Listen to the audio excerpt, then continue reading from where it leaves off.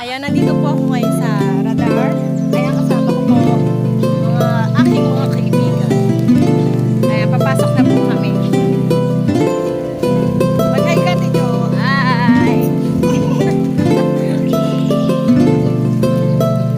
Papasok na kami kasi magtuturo ako na dance fitness. Ang hangin dito, presko.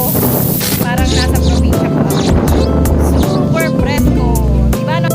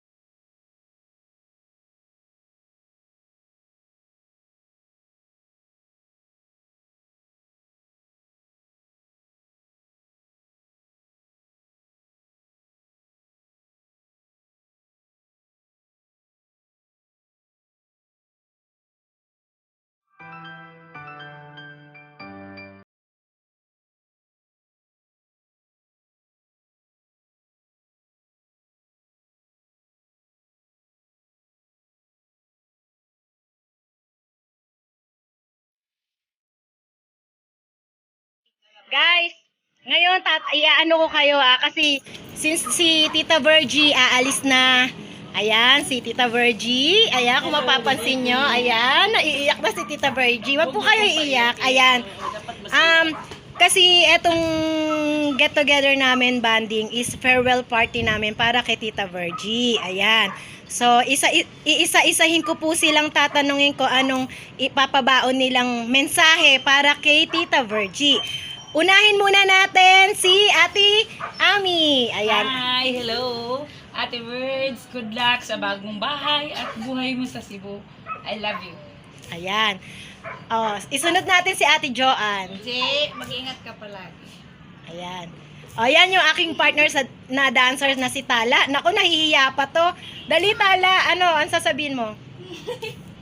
Ano po, ingatan tipsy. Ayan. Ayan si Ate Grace naman. Ayan, tingin ka naman sa kanya. Sa camera siya. Ayan. Ate Jean. Hello. Hi, Ate Virgie. Thank you for this opportunity. Naging kasali kami sa ano mo. Ingat palagi. Ayan. Si Yoli naman ang susunod. Ayan. Ang pinaka-cute namin. Teka lang. Pinapakilala pa kita. Okay. Hindi, okay lang yun. Okay. Pinapakilala ko si Yoli.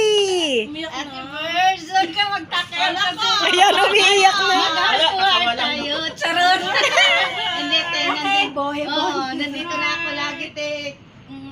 I-chat mo na ako.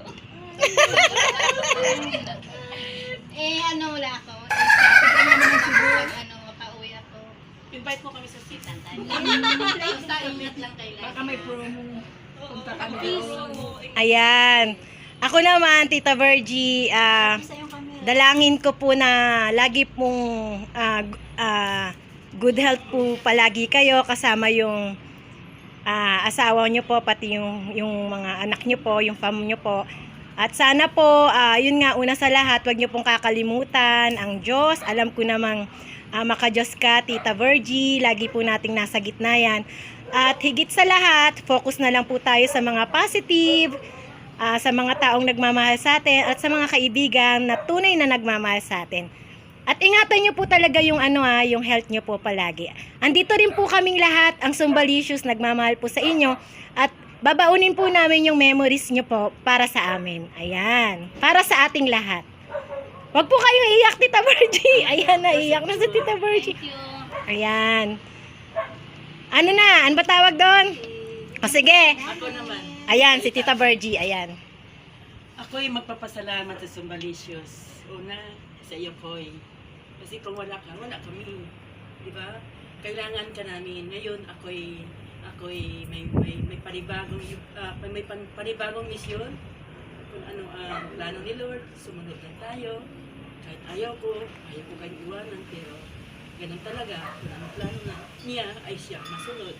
Pero ang hindi ko malimutan sa inyo yung ating kasayahan. Number 1, kayo po, napakagaling yung magsayaw, magturo sa amin, at lagi kayong walang kapaguran. Kahit kung saan ka nakarating, meron ka pa rin time sa amin. At salamat din sa lahat kong naging kasama. At dito ko nakilala ang taga Cebu at iba pa. At masaya ako sa inyong lahat. At dala-dala ko po ang inyong kabutihan sa akin. Hindi mabura yun sa puso ko. Kaya kahit ako'y nasa Cebu, nasa puso lang kayo sa aking puso. Ay hindi ko kayo malimutan. Maraming salamat sa pagkataon na ito na tayo nagsama-sama. Kahit itong pandemya, hindi dapat, pero gumagawa ng paraan talaga sa Lord. Kahit kukunti, okay lang. Basta ang kasama ng wala dito, ay dito na rin. Isipin natin. So ngayon, ang iwanan ko sa inyo, mag-ingat po kayo palagi. At saka kung anong mga bagay na mga struggle dyan, huwag tayong padala. Dasal lang po. Kasi ang mga yan ay nangangailangan lang ng dasal natin. Ganun lang po yun. Kasi napakabuti na Lord. Yan ang sinasabi niya, patawarin niyo at mahalin niyo ang inyong kaaway. Ang hirap, mahalin ang kaaway. Pero pag magdasal ka, ialay kay Lord, wala yan. Apakan mo lang yan. Sa ngalan ni Jesus. Ayan, yes. Yes. Thank you, Ate Virgie. Thank you, Tita Virgie. Ayan, keep safe palagi. Thank you po. Yehey. Ayan. Kalimutan si Birds. Mahal ko Love you, Tita Virgie.